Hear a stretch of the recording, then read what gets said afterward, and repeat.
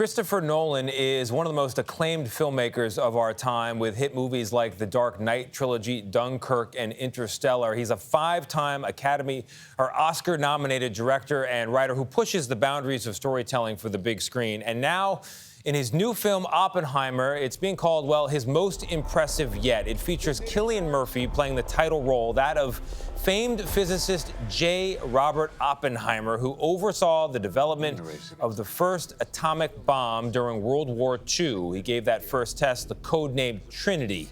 And in the film, he is recruited into the role.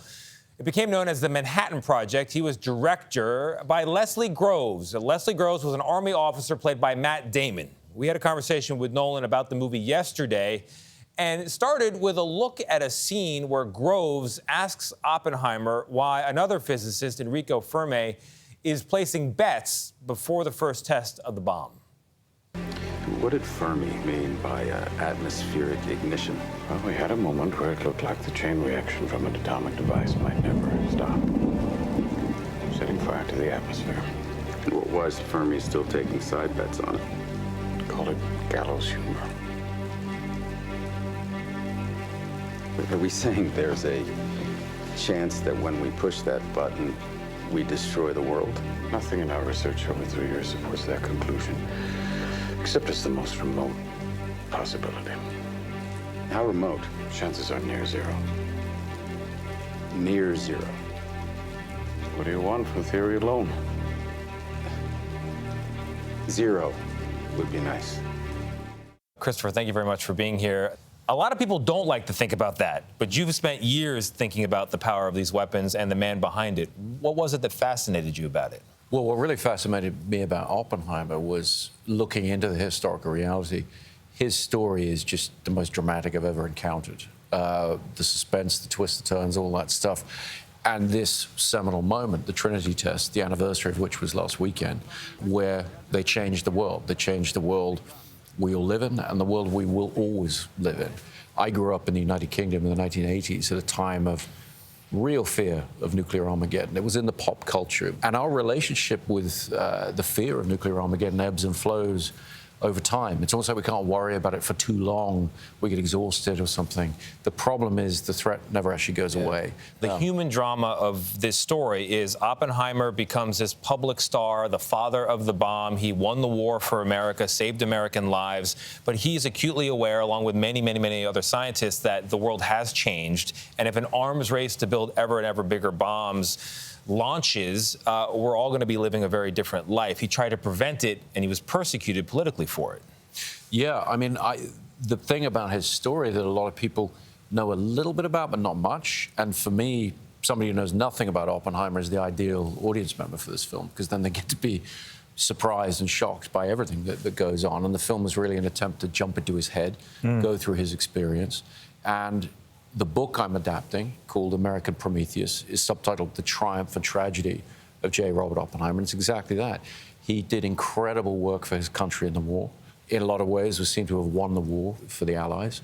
And then what happens to him in the period afterwards is pretty shocking. Yeah. And it's really a cautionary tale about the relationship between scientists, government, and the media. I remember when this trailer dropped, I was sitting with some friends, and immediately we got excited, of course, a project of yours. But then we started this conversation about CGI and how it would be used in this film. But there isn't any CGI. No, there's none. And that was purposely done. How does that add to the element of the authenticity? And there are lots of explosions. Yes. So they're real explosions. It's really cleverly done, I'd have to say. Well, thank you. One of the first people I showed the script to was my visual effects supervisor of several films, Andrew Jackson.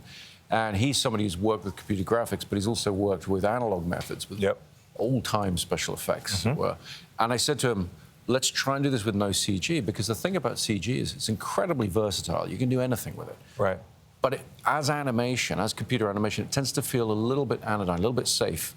So when you're making a movie that's textured, that you really want people to be in the room with these guys, to feel like they're in a real space, you need imagery that's going to have what I term that sort of bite, that kind of analog thing where it's a real thing you photograph. Yeah. So it can have incredible beauty. And we knew the Trinity test had to be the showstopper. It's the key thing in the film. It had to have incredible beauty and incredible threat.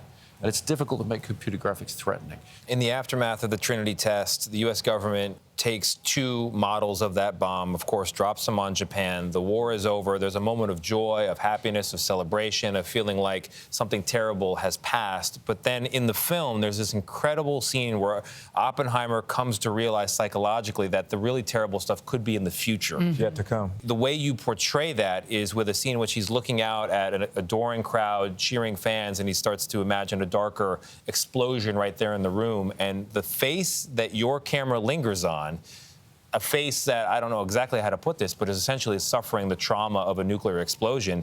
It's your daughter's face, I come to read. How did that scene come together?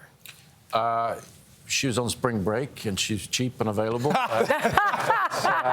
It's such a heavy Because everybody else in the Try film and keep was. it light. Christopher, there has to be a deeper message. I was going to say, I don't want to be psychoanalyzed on national television, so I resist any personal interpretations. But no, I mean, in truth, not to get too heavy about it, but it's incredibly dark part of the film, a dark subject. And I don't want to give away too much for people who haven't seen the film yet going into it. But what we're looking for is his experience in his head.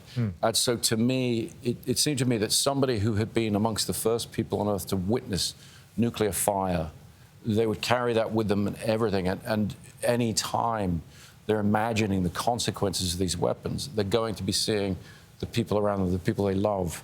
They're going to be imagining that effect, and they're going to be able to imagine it with shocking clarity because he'd actually stood there in that bunker and watched that. And so I think, for me, yes, it was about looking to the people you love, looking to the things that you love, the world around you that you love and value, and imagining the destructive force of these weapons. We also must mention the absence of some of the stars who, left the London premiere early to join the picket lines. You yourself are a writer. What is it you hope will happen as a result of the friction between actors, writers, and producers and studios in Hollywood? Well, it's an important moment. It's the kind of moment that comes along every few decades, where the companies we work for, that we all work for, they changed the basis on which they do their deals and they make their money completely in the last 5 years. They have not changed the contracts to pay people fairly according to that new world of the way in which they choose to make their money. And that has to change. It's terrible. It was very bittersweet to have the actors there supporting the film and then understanding that they needed to then leave and go on strike the way I've been on strike as a writer for over 2 months now. It's an incredibly important moment in our industry.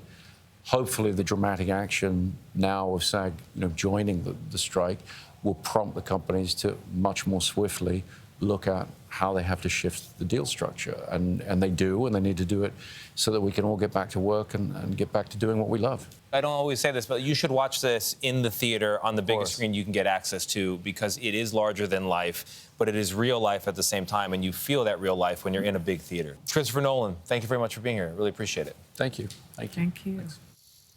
And Oppenheimer is in theaters tomorrow, and I do mean it. You should see it in theaters on a very big screen if you can. IMAX if possible. That's for sure.